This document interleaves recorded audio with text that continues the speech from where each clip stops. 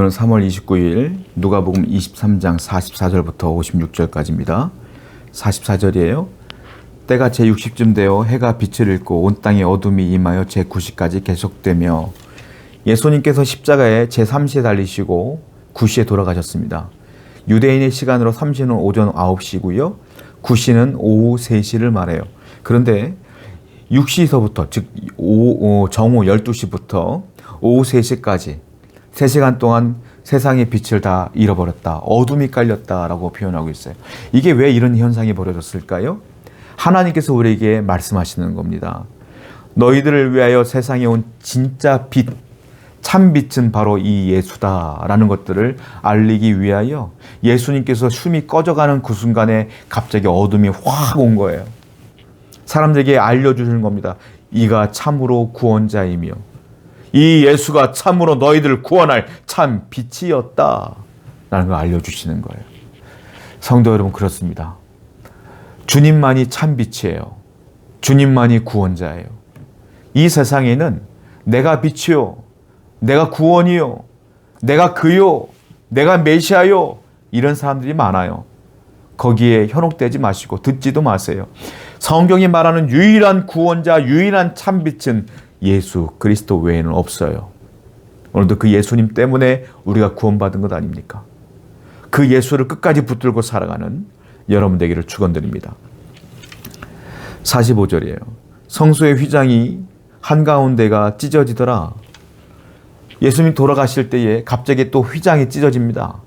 성소의 휘장이 찢어지는데요. 이게 굉장히 큰 의미가 있어요. 왜냐하면 성전은 성소와 지성소로 나뉘어져요. 자, 성막은 이 안에 성소가 있는데 성소와 지성소를 막고 있는 것이 휘장입니다. 지성소는 하나님이 임재하는 곳으로 알려져 있어요. 거기는 언약궤가 있고 시은좌가 있고 하나님이 거기에 임하신다는 거예요. 그래서 제사장들은 지성소에 들어갈 수가 없고요. 대제사장만 1년에 한 번 들어갑니다. 대속죄일에 한 번 들어가요. 그런데 이 대제사장이 자기 죄를 회개하지 아니하고 죄가 조금이라도 있으면 들어가자마자 죽어요. 하나님은 죄와 함께 있을 수가 없기 때문에 그렇습니다. 그래서 제사장이 옷을 보게 되면 방울이 달려 있고요, 끈이 달려 있어요. 왜냐하면 대제사장이 들어가서 지성소에서 제사 행위를 할 때 움직일 거 아닙니까? 그럼 딸랑딸랑 소리가 나요.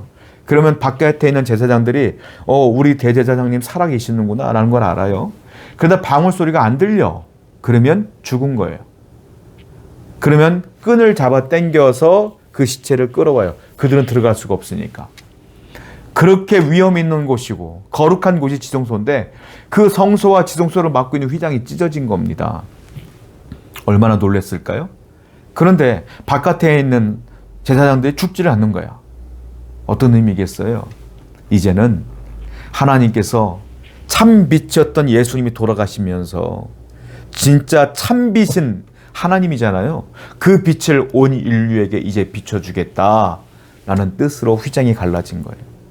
그러면서 이제는 누구나 이 예수 그리스도를 믿고 구원받은 자는 하나님 앞에 담대히 나갈지로다.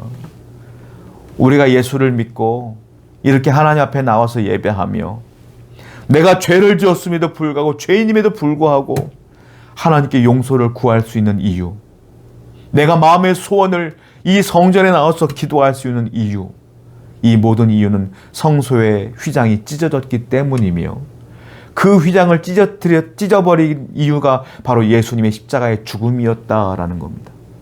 그 공로로 인하여 우리가 주 앞에 나와서 예배할 수가 있는 거예요. 오늘도 그 주님의 은혜를 기억하고 감사하며 살아가는 여러분 되기를 축원드립니다. 50절 말씀이에요.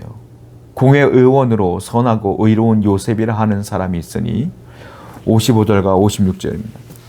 갈릴리에서 예수와 함께 온 여자들이 뒤를 따라 그 무덤과 그의 시체를 어떻게 두었는지를 보고 돌아가 향품과 향유를 준비하더라.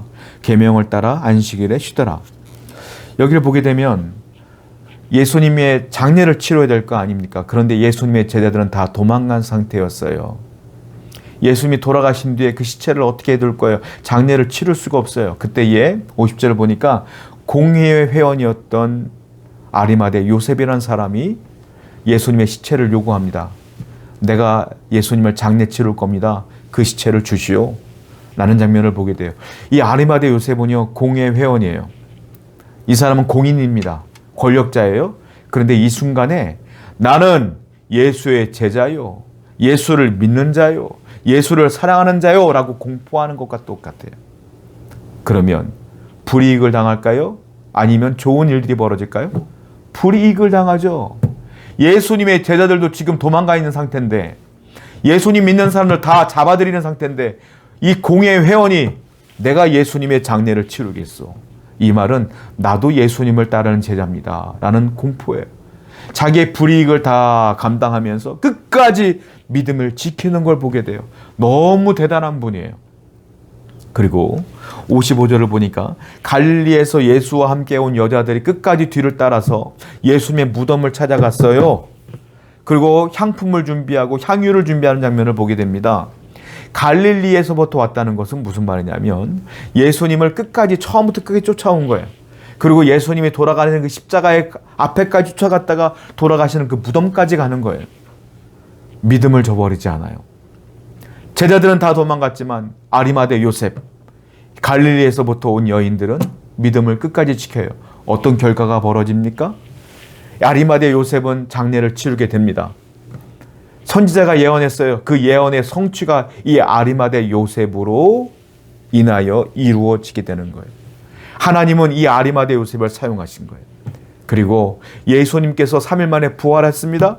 부활하여 처음으로 그 부활을 본 자가 누굽니까? 이 여인들이에요. 그리고 예수님의 부활을 증거한 첫 번째 부활의 증인들이 누굽니까? 이 여인들이에요.